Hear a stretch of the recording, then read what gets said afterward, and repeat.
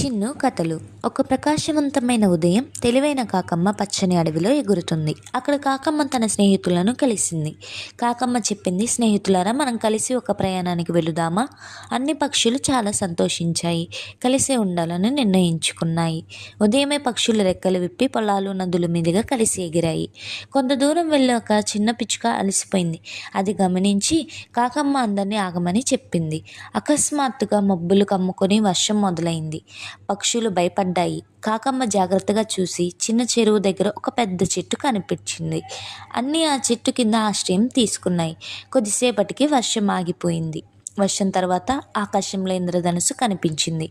పక్షులు చాలా ఆనందించాయి. తర్వాత అవన్నీ కలిసి ఆహారం వండుకొని పంచుకున్నాయి.